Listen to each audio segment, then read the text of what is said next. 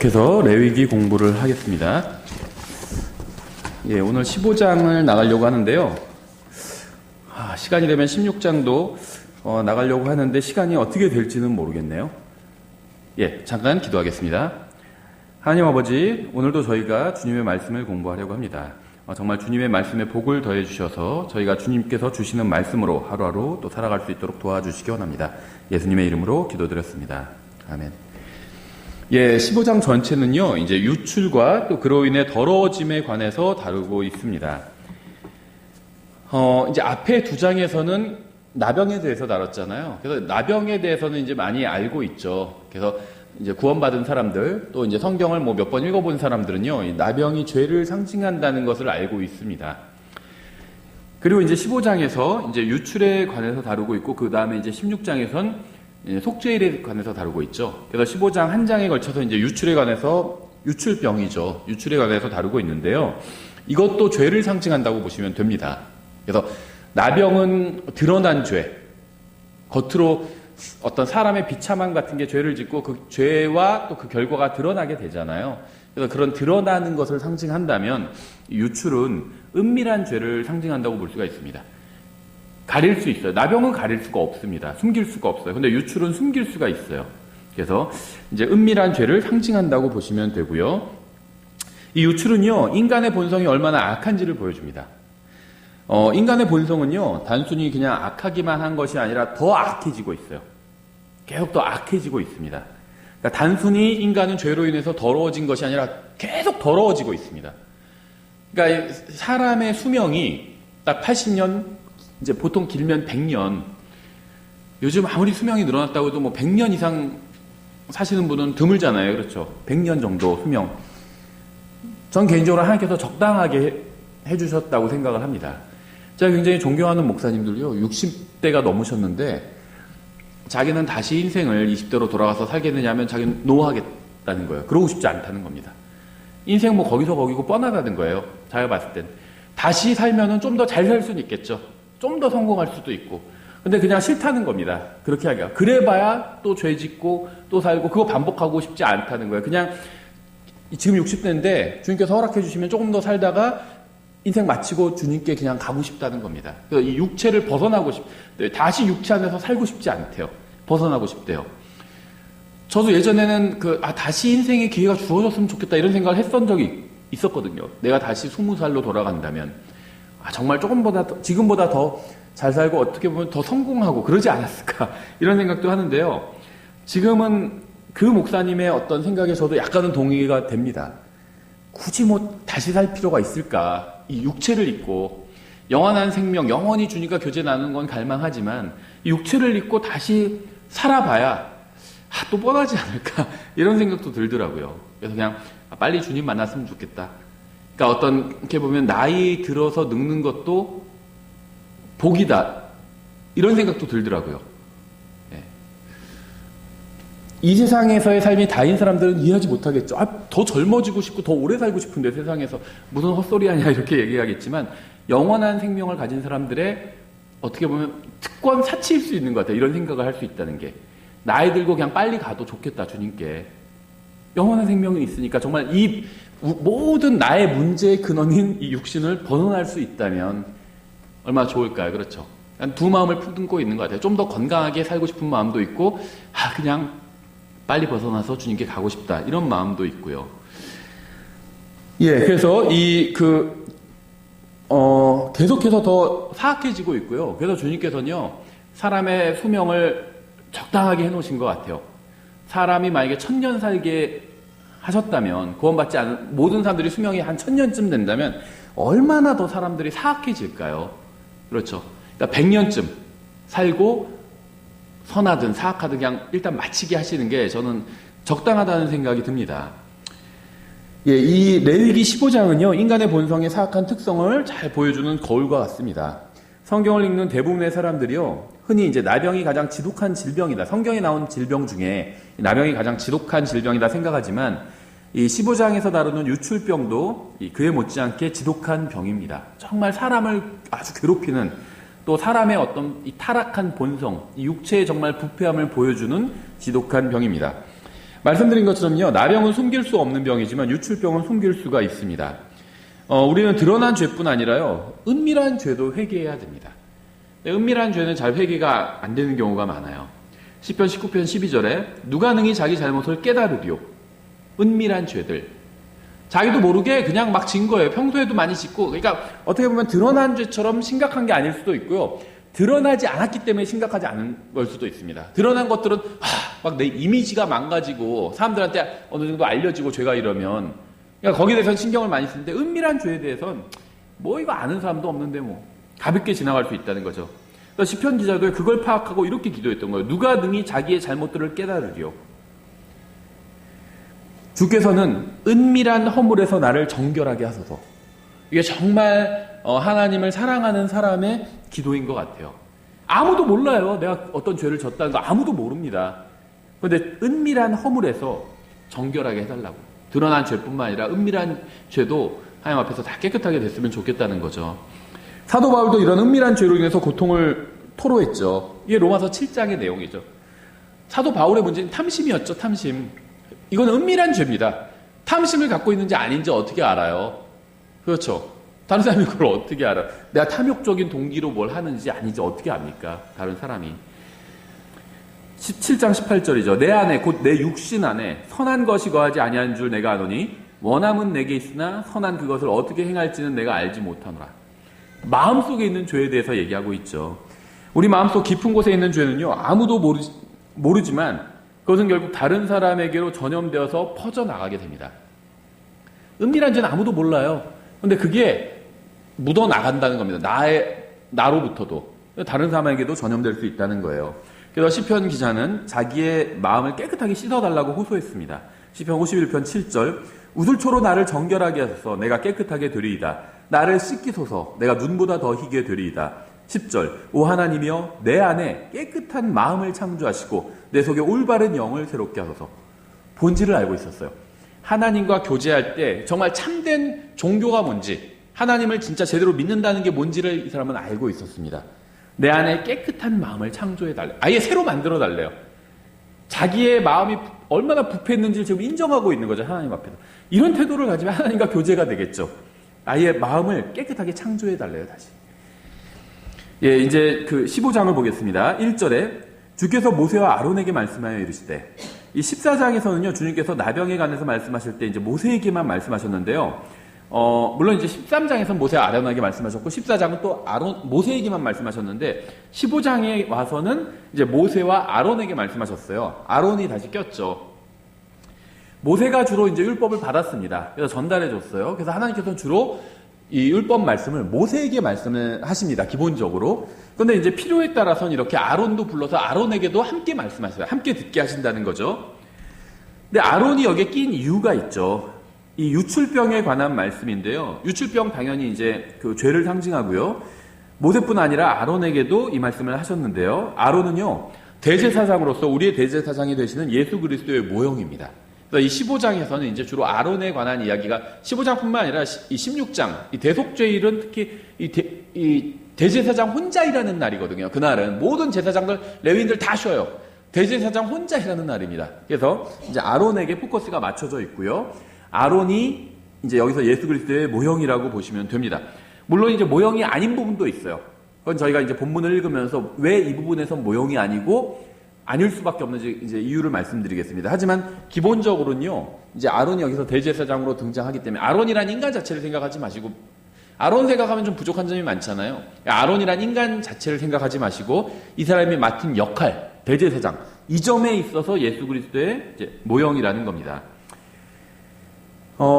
우리의 대제사장은요, 예수님이죠. 죄는 없으시지만 시험을 당하셨고요. 우리의 연약함을 잘 알고 계시죠. 히브리서 4장 14절부터 15절에 나오죠. 그런즉 우리에게 위대하신 대제사장 곧 하늘들로 들어가신 하나님의 아들 예수님이 계신 줄 알므로 우리가 우리의 신앙 고백을 굳게 붙들자. 우리에게 계신 대제사장은 우리의 연약함의 감정을 몸소 느끼지 아니하시는 분이 아니요 모든 점에서 우리와 똑같이 시험을 받으셨을 때 죄는 없으신 분이시니라. 그러니까 시험을 받았다는 것 자체가 죄는 아니죠. 누구나 다 시험을 받을 수 있습니다. 문제는 시험에 넘어가는 게 문제인 거죠. 예수님은 시험에 넘어가신 적이 없어요. 히브리서 2장 17절 18절 그러므로 모든 일에서 그분께서 자기 형제들과 같게 될 필요가 있었으니 이것은 그분께서 하나님께 속한 일들에서 긍휼을 많고 신실하신 대제사장이 되사 백성의 죄들로 인해 화해를 이루려 하심이라. 그분께서 친히 시험을 받아 고난을 당하셨은즉 시험 받는 자들을 능히 구조하실 수 있느니라. 다 아신다는 겁니다. 우리가 당하는 시험을 그게 뭔지를 다 아신다는 거예요. 본인도 다 당해보셨다는 겁니다. 또 우리가 주님께 도움을 요청할 수가 있는 거죠. 예, 이제 2절에 보시면 이스라엘 자손에게 말하고 그들에게 이르라. 어떤 사람에게 살에서 흐르는 유출이 있으면 그의 유출로 인하여 그는 부정하니라. 이제 유출은 굉장히 좀 포괄적인 것 같아요. 이 성경에서 봐도 피가 계속 나는 겁니다. 그렇죠? 또 일시적으로 나는 것도 있어요. 그래서 이제 그 경우를 나눠서 설명을 하게 됩니다. 일단은 이제 큰 의미의 유출을 말씀하고 있어요. 어떤 사람에게 살에서 흐르는 유출이 있으면 그의 유출로 인하여 그는 부정하니라. 그의 유출로 인한 그의 부정함이 이러하리니 곧 그의 살에서 유출이 흘러나오든지 혹은 그의 살에서 유출이 멈추었든지 그것은 그의 부정함이니라. 여기서는 굉장히 분명하고 아주 단호한 어조로 유출이 부정하다고 말씀하고 있습니다. 죄의 어떻게 보면 이 고름은요, 유출은요, 흘러나오는 죄를 상징하죠. 나병은 죄인된 상태를 상징한다고 볼 수가 있겠죠. 나병은 그냥 희게 돼버린 거잖아요. 그리고 사람이, 우리나라 말로 어떻게 얘기하죠? 디폼드 된 거죠. 어떻게 다 뭉개져 버린 겁니다. 나병에 걸리면, 그렇죠. 그래서 그 사람 상태 자체가 하나님 앞에서 부정하다는 걸 보여줘요. 근데 유출은요, 계속 흘러나옵니다. 죄가 계속 흘러나온다는 거예요. 죄를 계속 짓는 겁니다. 죄가 계속 흘러나오고. 근데 죄는 어디서 흘러나올까요? 인간의 마음에서부터 흘러나오는 거예요. 마음에서부터. 인간의 본성은요, 죄로 가득 차 있습니다. 그래서 저는 죄의 공장과 같다 이렇게 말씀드렸죠. 제가 생각해 든 거예요. 사람의 이 죄의 본성은요, 죄의 공장과 같아요. 그래서 어린 아기도요, 죄의 공장을 가지고 태어나는데 아직 죄를 짓진 않았어요. 그렇죠? 저희 셋째 같은 경우에 죄를 짓진 않았죠. 죄라는 건 고의가 있어야 되거든요, 기본적으로. 근데 고의가 없어요, 아기들은. 그래서 죄를 짓지는 않습니다. 공장인데 아직 가동이 안 된 거예요. 언젠가 가동되겠죠. 크면은 가동됩니다. 그럼 죄가 막 생산돼 나오는 거예요. 이게 유출이에요. 이게 계속 죄가 흘러나오는 겁니다. 문제는요, 다시 태어난 사람도, 구원받은 사람도 육체 안에 거하는 동안은 옛 본성을 그대로 가지고 있다는 겁니다. 그래서 이중인격자라고 말씀드렸죠. 예수님의 인격도 받았고요. 왜냐하면 성령님으로 다시 태어났으니까 하나님의 성품을 가지고 있어요. 문제는 옛 성품, 아담의 성품도 그대로 가지고 있다는 거죠. 그래서 구원받은 사람은 이중인격자예요. 예. 인간이 죄의 본성을 소유하게 된 이후로 인간을 더럽히는 것은요, 외부에서 인간 내부로 들어간 것이 아니라 인간 내면에서 나오는 것들입니다.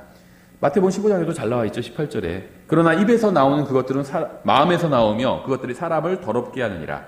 마음에서 악한 생각, 살인, 간음, 음행, 도둑질, 거짓 증언, 신성, 모독이 나오는데 이것들이 사람을 더럽게 하는 것들이거니와 씻지 않은 손으로 먹는 것은 사람을 더럽게 하지 아니하느니라 하시니라. 사람에게서 나오는 것이 사람을 더럽게 한다는 거죠. 나쁜 말, 나쁜 행동, 이게 나와서 사람을 더럽게 한다는 겁니다. 그런데 그게 결국 어디서 나온 거죠? 마음에서 나온 거예요. 생각에서 나온 것이고. 그렇죠. 그러니까 우연히 나쁜 말을 하게 되는 경우는 없습니다. 다 생각으로 나쁜 말을 생각하고 있으니까 그게 나중에 튀어나온 거죠. 성경은 죄들이 죄의 본성에서 나온다고 분명히 말씀합니다. 야고보서 1장 14절, 오직 모든 사람이 나쁜 친구 사귀어서 가지고 죄를 짓게 된다, 이렇게 말씀하고 있지 않아요. 그래서 이런 얘기를 하시는 분이 있어요. 어머니들은 자기 자식이 나쁜 일 하면요, 나쁜 친구 사귀어가지고 자기 순진한 착한 자기 아들이 나쁜 짓을 저질렀다, 이렇게 생각하시는 분들이 있는데요. 나쁜 친구 사귄 게 아니라 자기 아들이 나쁜 친구인 거예요. 자기 아들이. 그렇죠. 최근에 무슨 화성살인범 진범이 밝혀졌잖아요. 그 어머니 마음을 이해하지 못하는 건 아닌데요. 그 사람이 많은 사람들을 죽인 게 지금 드러났죠. 본인도 자백을 했어요. 근데 자백하기 전에 이미 형수를 죽인 살인사건으로 복역하고 있었습니다. 그래서 원래는 모범수로 나올 예정이었는데 지금 못 나오게 된 거죠. 그 화성 살인사건의 살인의 추억, 그 화성살인사건의 진범으로 지금 이제 거의 확실시 되기 때문에. 그런데 확실시 되기 전에 그 어머니는 막 극구 부인을 하면서 그렇게 얘기를 했대, 그래요. 자기 아들이 얼마나 착한데 형수 한 명밖에 안 죽였다. 우리 아들 아주 착해가지고. 그러니까 우리 아들은 범인이 아니다. 그렇게 얘기를 했다는 거예요. 그러니까 그걸 듣고 사람들이 경악을 했죠. 자기 형수 한 명밖에 안 죽인 사람이 착한 사람인가? 보통 사람 기준으로는 아니죠. 나쁜 사람이죠. 형수를 죽인 게 나쁜 사람이지 어떻게 착한 사람이 되겠어요. 그런데 그 어머니는 그렇게 얘기를 한다는 겁니다. 그렇죠? 나쁜 친구 사귀어서가 아니에요. 자기 아들이 나쁜 친구인 거지. 오직 모든 사람이 자기 자신의 욕심에 이끌려, 남의 욕심이 아니라 자기 자신의 욕심에 이끌려 유혹을 받을 때 시험을 받나니 그런즉 욕심이 잉태하면 죄를 낳고 죄가 완료되면 사망을 낳느니라. 로마서 아까 7장 18절 똑같은 말씀한 거죠. 내 안에, 곧 내 육신 안에 선한 것이 거하지 않은 줄을 내가 아노니. 다른 사람 때문에 내가 죄 지은 게 아니라는 겁니다. 내 안에 있는 그 무엇 때문에, 그 아담의 본성 때문에 죄를 지은 거죠. 인간의 내면에 있는 죄는요, 사람들에게는 감춰져 있지만 하나님 앞에서는 다 드러나 있습니다. 하나님 그걸 보시는 거예요. 그렇죠. 시편 51편 6절 보소서 주께서는 속부분에 있는 진실함을 원하시오니 나로 하여금 은밀한 부분에 있는 지혜를 알게 하시리이다. 이렇게 말씀하고 있어요. 하나님 앞에서 은밀한 게 없죠. 은밀하다는 건요, 사람들한테 은밀하다는 겁니다. 사람들한테. 하나님께는 은밀한 게 하나도 없습니다. 그렇죠. 다시 15장 4절 유출이 있는 자가 눕는 침상은 다 부정하고. 한번 잘 생각해 보세요. 하나님께서 죄를 지은 인간에 대한 이 관점을 아주 잘 보여줘요. 유출이 있는 자가 눕는 침상, 침대 다 부정하고, 그가 앉는 것도 다 부정, 그가 앉는 의자도 부정하고, 누구든지 그의 침상에 닿는 자는 자기 옷을 빨고 물로 목욕할 것이며 저녁까지 부정하리라. 유출이 있는 자가 앉았던 것에 앉는 자는 자기 옷을 빨고 물로 목욕할 것이며 저녁까지 부정하리라. 유출이 있는 자의 살에 닿는 자는 옷을 빨고 물로 목욕할 것이며 저녁까지 부정하리라. 요점은요, 유출이 죄를 상징하죠. 계속 흘러나오는 죄를 상징해요. 그래서 죄를 지은 사람은 다 부정하대요. 그 사람이 만지는 것, 모든 것 다 부정하대요. 그러면 이 지구 자체는 부정함으로 가득 차 있죠. 죄인들이 바글바글한데 만지고 무슨 자고 눕고 다 하잖아요. 다 부정한 겁니다. 그렇죠. 그런데 방법을 알려주고 있어요. 물로 빨래요. 물로 빠르라고 합니다. 그렇죠. 물은 성경에서 여러 가지를 상징하는데요. 이제 가장 크게는 하나님의 말씀을 상징하죠. 자연적인 출생을, 사람을 상징할 때도 굉장히 많고요. 큰 무리를 상징할 때도 많아요. 그래서 많은 물소리와 같다고, 많은 사람들의 소리가, 그렇게 말씀하실 때도 있죠. 그래서 큰 물을 상징할 때도 있고요. 물에서 태어나는 것, 자연적인 출생이죠. 또 말씀을 상징할 때도 굉장히 많이 있습니다. 예, 그래서 여기서는 피가 흐르는 상처를 입은 사람에 관한 규례를 말씀하고 있는데요. 부정한 사람이 닿은 것은 모두 다 부정합니다. 그가 앉은 자리, 만진 물건은 다 부정해지죠. 주님께서 굉장히 상세하게 묘사하고 계시는 거예요. 눕는 것, 사람이 앉는 것, 길을 가는 것. 성경에서는요, 율법에서도 이런 것에 대한 표현들이 많아요.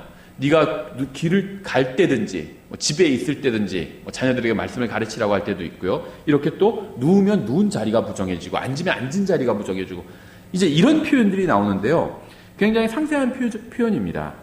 왜냐면요, 주님께서는요, 우리의 모든 것에 관심을 갖고 계시기 때문이요. 사람이 눕는 것, 피곤하다 하고 좀 더 누워야겠다 하고 눕잖아요.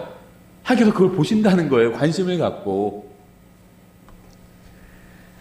앉아있는 것, 관심 갖고 보신다는 겁니다. 우리가 앉아있을 때도요, 하나님께서 보신다는 겁니다. 관심을 갖고요. 주님께서는 우리가 손으로 무엇을 만지는지 관심 있게 보세요. 무엇을 우리가 만지면 부정해진다고 하잖아요. 무엇을 만지는지. 우리가 어디에 앉아서 누구와 무슨 대화를 하는지 관심 있게 보십니다. 우리가 다른 사람에게 나병이나 유출병을 옮기고 있는지, 영적인 나병, 영적인 유출병을 옮기고 다니는지, 아니면 치료제를 옮기고 다니는지 관심을 갖고 지켜보신다는 겁니다. 8절 유출이 있는 자가 정결한 자에게 침을 뱉으면 그는 옷을 빨고 물로 목욕할 것이며 저녁까지 부정하리라. 침을 뱉는 것은요, 상대방을 부끄럽게 만들고 모욕하는 행위예요. 그렇죠? 그 민수기 12장 14절에 주께서 모세에게 이르시되 그녀의 아버지가 그녀의 얼굴에 단지 침을 뱉었을지라도 그녀가 이랫동안 부끄러워하지 아니하겠느냐. 그녀를 이랫동안 진영 밖에 가두고 그 뒤에 다시 안으로 받을지니라 하시니. 신명기 25장 9절 그의 형제의 아내가 장로들 앞에서 그에게 다가가 그의 발에서 신을 벗기고 그의 얼굴에 침을 뱉으며 응답하여 이르기를 자기 형제의 집을 세우려 하지 아니하는 그 사람에게는 이같이 하리라 할 것이며. 이제 룻기에 실제로 이렇게 실행하는 게 나오죠. 그래서 어떤 비겁하게 행한 사람한테 침을 뱉습니다. 그렇죠. 그 사람을 모욕하는 행위예요. 욥기 30장 10절 그들이 나를 몹시 싫어하며 나를 떠나 멀리 도망하고 내 얼굴에 침 뱉기를 마다하지 아니하는도다. 뭐 어떤 분은 뭐 자기 무덤에 침을 뱉어라 뭐 이렇게 얘기하시는 분도 있다고 그러는데 모욕하는 행위예요. 침을 뱉는다는 건. 그렇죠. 주님께서 우리를 위해서 침 뱉음과 수치와 모욕을 당하셨습니다.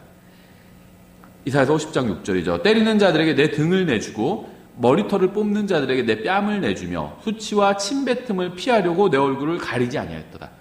자원해서 모욕을 당하셨다는 거예요. 우리를 위해서. 그렇죠. 누가 침 뱉으면 어떡해요? 피할 수 있으면 피하죠. 가릴 수 있으면 가지고. 주님은 그렇게 하지 않으셨다는 겁니다.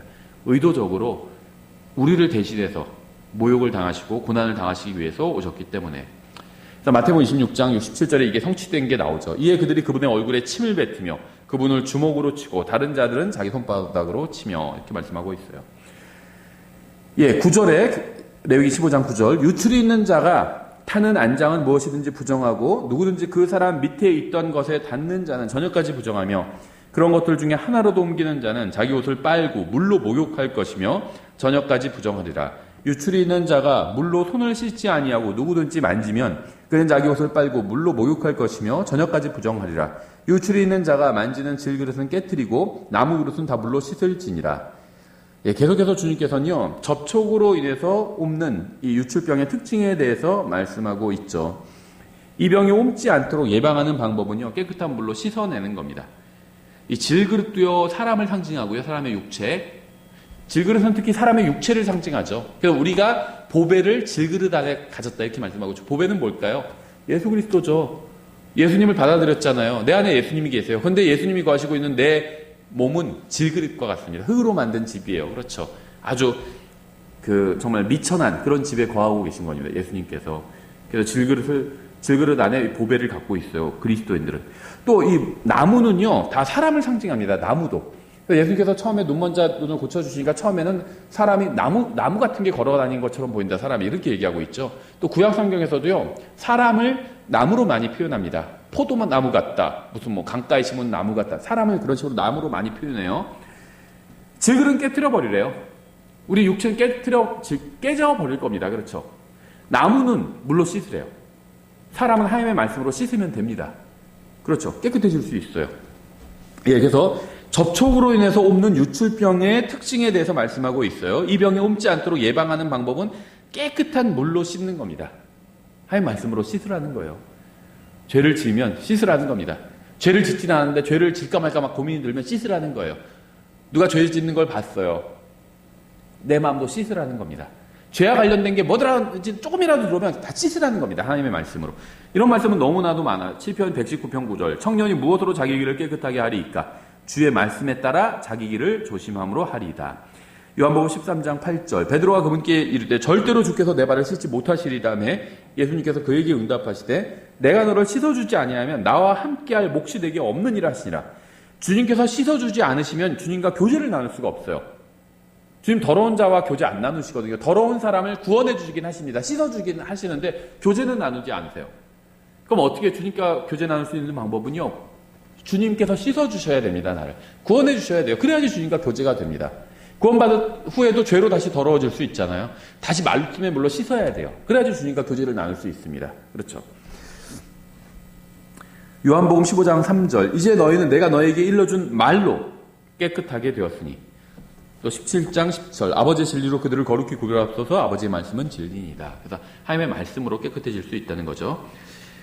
15장 다시 13절. 유출이 있는 자가 자기의 유출에서 깨끗하게 되거든 스스로 정결하게 되기 위해 자기를 위하여 이레를 센 뒤에 자기 옷을 빨고 흐르는 물에 살을 씻을 것이요 그리하면 정결하게 되리라. 그는 8째 날에 자기를 위하여 산비둘기 2마리나 쥐비둘기 새끼 2마리를 취하고 회중의 성막 문으로 곧 주 앞으로 가서 제사장에게 그것들을 줄 것이요 제사장은 그것들을 드리되 하나는 죄언물로 다른 하나는 번제언물로 드려서 그의 유출로 인해 그를 위하여 주 앞에서 속죄할지니라.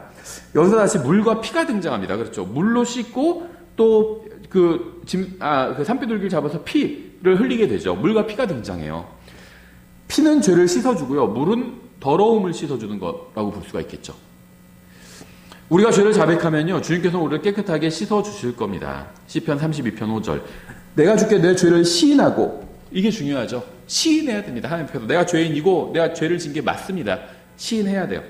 내 불법을 숨기지 아니하며 또 이르기를 내 범법들을 주께 자백하리라 하였더니 주께서 내 죄의 불법을 용서하셨나이다. 셀라. 죄를 시인하고 숨기지 않으면요 용서를 받을 수 있어요. 요한일서 1장 9절. 만일 우리가 우리의 죄들을 자백하면, 시인하는 겁니다. 자백하면 그분께서는 신실하시고 의로우사 우리의 죄들을 용서하시며 모든 불의에서 우리를 깨끗하게 하시느니라. 다시 레위기 돌아와서 16절. 어떤 남자에게서 교접의 씨가 나가면 그는 자기의 온 살을 물로 씻을 것이며 저녁까지 부정하리라. 교접의 씨가 묻은 모든 옷과 모든 가죽은 물에 빨 것이며 그것은 저녁까지 부정하리라. 또 남자와 함께 눕는 여자에게 교접의 씨가 묻거든 그 두 사람이 다 물로 목욕할 것이며 저녁까지 부정하리라. 어떤 성적인 걸 의미하는 것 같은데요. 성병에 관한 언급으로 이렇게 보는 시각도 많아요. 이 문맥이 단순히 어떤 그 남자에게서 씨가 나간 것 이것만이 아니라 성병에 관한 언급인 것 같다. 이런 식으로 보는 견해들이 있더라고요. 오늘날 성병은 좀 흔한 병이 되어버렸습니다. 그렇죠. 주님께서는 잘못된 욕망과 정욕에 대해서 경고를 하셨죠. 신약성경에서 특히 마태복음 5장에 나오죠. 27절에 옛사람들이 말한 바 너는 간음하지 말라 한 것을 너희가 들었으나 나는 너희에게 이르노니 누구든지 여자를 보고 그녀에게 음욕을 품는 자는 이미 마음속으로 그녀와 간음하였느니라. 이 죄가 어디서 시작되는지 그거 말씀하고 있는 겁니다. 지금 우리가 레위기에서 말씀하신 거라 일맥상통하는 말씀이죠. 단순히 어떤 행위를 하고 그거에 대한 평가가 아니라 마음속에서 이미 시작되었다. 이 말씀을 하는 겁니다. 그래서 마음을 갈아엎어야 된다. 이 말씀을 하고 있는 거죠. 19절 레위기 15장 19절 어떤 여인에게 유출이 있되 그녀의 살에 있는 그녀의 유출이 피면 그녀를 이레 동안 분리시킬지니 누구든지 그녀에게 닿는 자는 저녁까지 부정할 것이요 그녀의 분리 기간에 그녀가 눕는 것은 다 부정하며 그녀가 앉는 것도 다 부정할 터인즉 누구든지 그녀의 침상에 닿는 자는 자기 옷을 빨고 물로 목욕할 것이요 저녁까지 부정하리라. 또 누구든지 그녀가 앉았던 것에 닿는 자는 자기 옷을 빨고 물로 목욕할 것이요 저녁까지 부정할 것이며 그녀의 침상 위에나 그녀가 앉는 것 위에 있는 것에 닿는 자도 저녁까지 부정하리라. 어떤 사람이 그녀와 함께 누워 그녀의 생리의 유출물이 그에게 묻으면 그는 이래 동안 부정할 것이요 또 그가 눕는 모든 침상도 부정하리라. 이 말씀은 이제 생리에 관한 말씀으로 보이죠. 여자는 생리 중에 사랑하는 가족과 친구로부터 떨어져 있어야 된다는 겁니다. 부정하니까 이래 동안 떨어져 있어야 된다는 거예요. 민수기 5장 2절 비슷한 말씀이죠. 이스라엘 자손에게 명령하여 그들이 모든 나병 환자와 유출이 있는 모든 자 누구든지 죽은 자들로 인해 더럽게 된 자를 진영 밖으로 내보내게 하라. 이렇게 되어 있어요. 이 여자의 생리를요 나병과 같은 규정으로 다루는 것은 다소 좀 지나친 면이 있다고 생각할 수 있죠. 당연히 일반 상식적으로 본다면 나병은 병이 걸린 거죠. 부정합니다. 나아야 돼요. 그렇죠. 생리는 그런 건 아니에요. 그렇죠. 근데 이걸 지금 같은 선상에 놓고 보고 있는데요. 아마도 생리가 이 아이를 출산하는 문제와 관련이 있잖아요. 그래서 그런 것 같아요. 그러니까 아담의 타락 이후에 모든 인간은 죄 가운데서 태어납니다. 그러니까 사람이 태어나고요. 또 어머니가 아이를 낳고 이거는 거룩한 일이고 좋은 일이죠. 훌륭한 일입니다. 나쁜 일이 아니에요. 그렇죠? 아이를 낳는 건 훌륭한 일이에요. 그런데 사람이 죄를 짓고 죄인이 되었어요. 그 이후로는 이 출생하는 사람을 생명을 잉태하고 낳는 이 거룩한 일마저도 더럽게 되었다는 겁니다. 그래서 우리는 태어날 때부터 죄인이 된 거예요. 그렇죠. 죄인은 왜냐하면 오직 죄인만을 생산하기 때문에 그러니까 생산한다, 생명을 낳는다 이건 굉장히 신성한 일이에요. 일반적으로 얘기를 하면 훌륭한 일이지만 아담의 타락 이후로 죄인은 죄인을 생산하기 때문에 그래서 이것도 하나님 앞에서 부정한 것으로 이렇게 여겨지게 된다는 겁니다. 그렇죠? 이제 그런 의미에서 이 지금 생리를 이렇게 부정한 것으로 이야기하는 것 같아요. 그 외에는 다른 방법으로는 이걸 우리가 납득하기는 쉽지 않죠.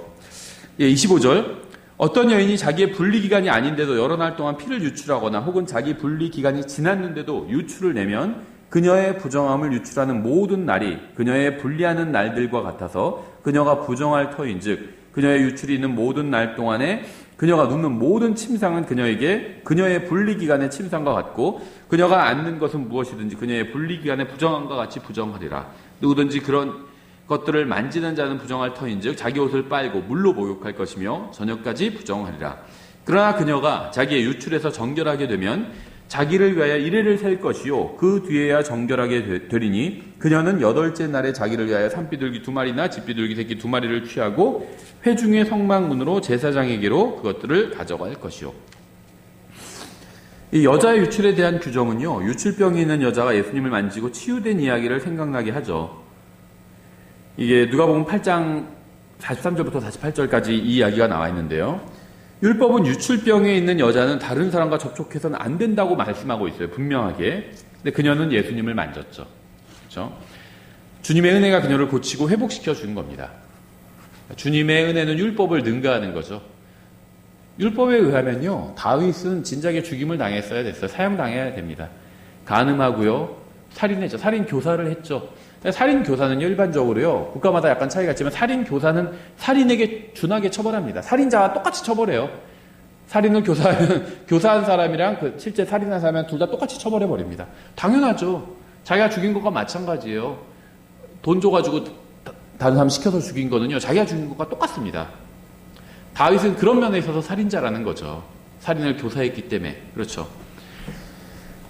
근데 주님의 은혜로 살아났잖아요. 구원해 주셨잖아요. 용서해 주셨잖아요. 유출병도요, 유출병에 관한 이런 규정을 주셨어요. 사람 만지면 안 됩니다. 근데 예수님께서 책망하지 않으셨죠. 그렇죠. 너 왜 율법을 무시하냐? 책망하지 않으셨어요. 생명을 먼저 구하셨습니다. 사람이 먼저다. 뭐 이런 얘기하면 싫어할 분도 있을지 모르겠는데요. 사람을 먼저 구원해 주신 겁니다. 근데 비슷한 예들이 나오죠. 예수님께서 이렇게 사람을 구원해 주시니까 막 그 율법을 지켜야 된다 이렇게 주장했던 사람들이 막 화가 나가지고 막 따지고 들었죠, 예수님께. 그러니까 예수님께서 안식일에 일하면 안 되는데 노동을 하면 안 돼요. 안식일에 소가 우물에 빠지면 너희 가만히 안 있지 않냐? 제사니까 소는 가서 노동을 하잖아요. 소를 막 끄집어내서 막 그렇죠. 우물에 들어가서 자기가 소를 막 밧줄로 묶고 다음에 사람들 불러가지고 같이 막 소를 우물 밖으로 끄집어내야 될 거 아니에요. 내 재산이 소가 거기 있으면 죽으니까. 하물며 오랫동안 그렇게 병마에 시달린 사람을 고치는 게 그게 뭐가 잘못됐냐. 예수님께서 그렇게 말씀하셨죠. 사람이 먼저 이거 사람을 살리고 봐야죠. 그렇죠. 예배 시간에 오다가요, 누가 교통사고 나는데 아무도 주변에 사람이 없어요. 도와줄 사람이 없으면 내가 도와줘야죠. 예배 시간에 늦어도 하나님께 예배 드리는 거 중요하지만 누가 죽어가고 있으면 일단 그 사람 살려주고 와야죠. 그렇죠. 사람을 살리는 것, 이건 하나님께서 기뻐하시는 겁니다. 예, 그래서 주님께서는요, 이 유출병으로 오랫동안 정말 그 의사들한테 재산 다 탕진하고요, 얼마 많이 뜯겼겠어요. 그녀를 왜 율법을 어기냐고 그렇게 정죄하지 않으셨습니다. 고쳐주셨어요. 그렇죠. 은혜로 고쳐주셨습니다. 그래서 하나님의 이 은혜는 율법과 또 죄와 이런 것들을 능가하는 은혜죠.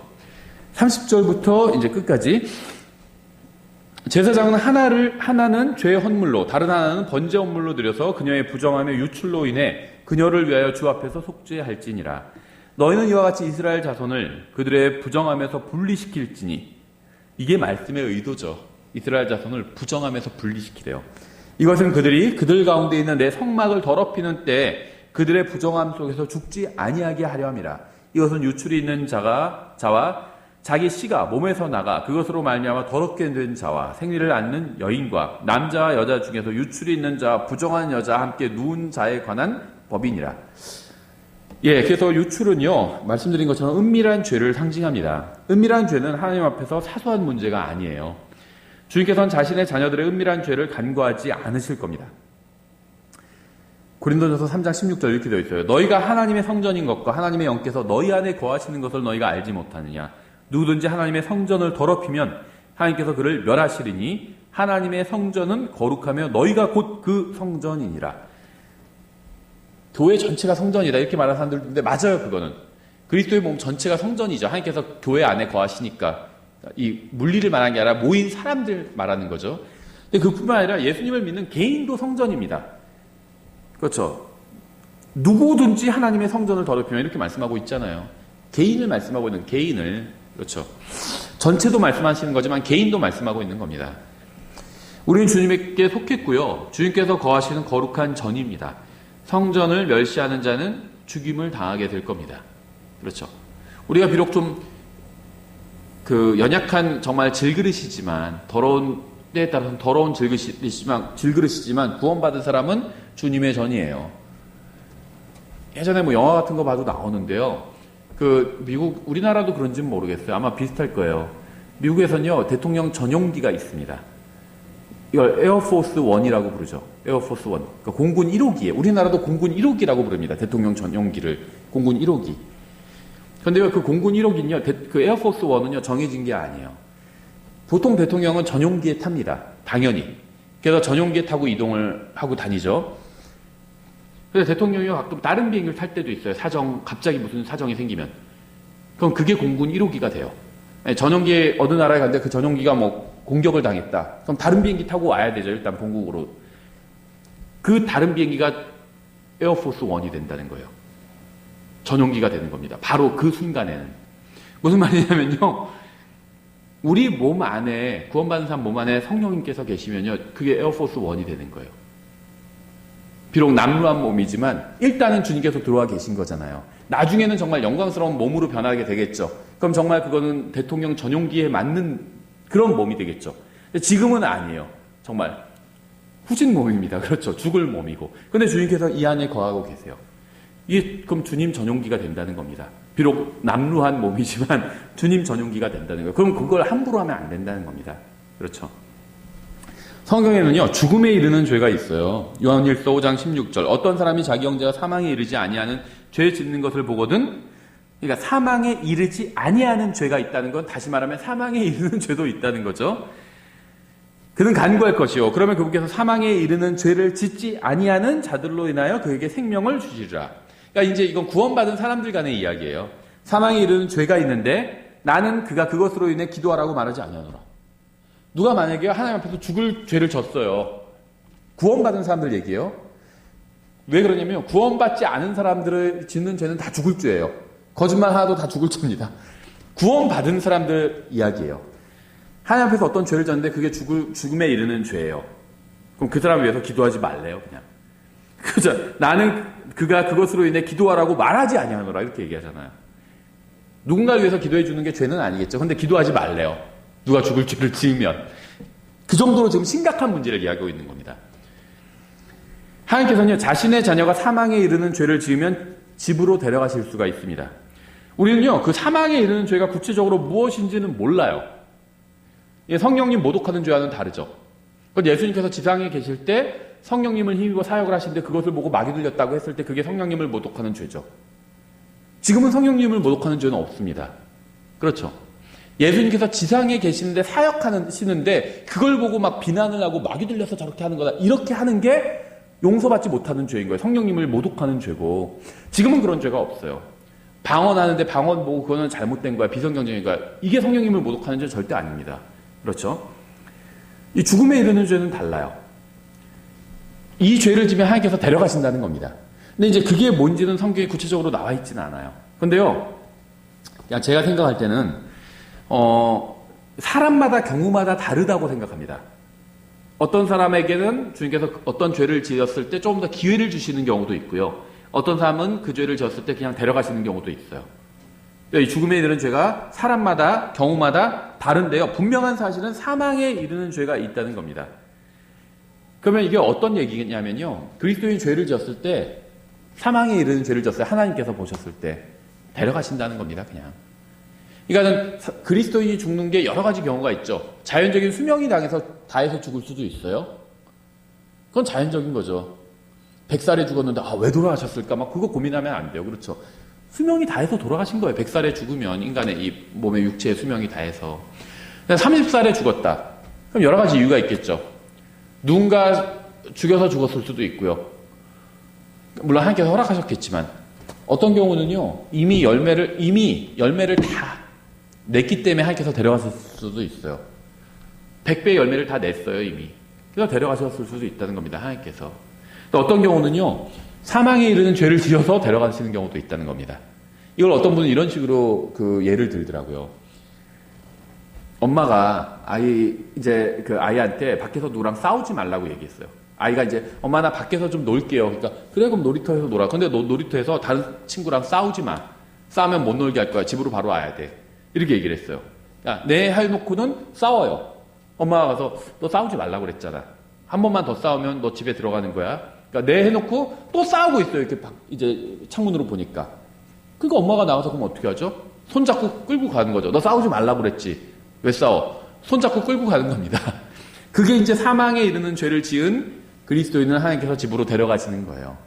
그렇죠. 그렇게 정말 성경적인 관점으로 보면 그게 나쁜 건 아닙니다. 인간적인 관점으로 보면 물론 섭섭하죠. 나의 사랑하는 가족이 죽거나 내가 죽거나 하면 섭섭할 수 있죠. 당연히. 하지만 하나님의 관점에서는요. 예수님을 믿고 하나님의 자녀가 됐는데 자꾸 사고를 치고 자꾸 싸우지 말라고 내 친구들이랑 싸우고 있고 사고를 치고 있어요. 그래서 하나님께서 엄마가 와서 데려가신 거예요. 그냥. 아유 너 안 되겠다 그냥. 너 집에 가자. 그만 놀아. 하고 데려가신 거죠. 예, 그래서 밖에서 사고 치는 아들을 엄마가 집으로 데리고 들어가듯이 사망에 이르는 죄를 짓는 그리스도인을 주님께서 집으로 하늘나라로 구원을 잃어버리지 않죠. 하늘나라로 데려가실 것입니다. 예, 저희가 그래서 유출병에 관해서 또 유출이 상징하는 죄에 관해서 간략하게 살펴봤습니다. 일단 마치고요.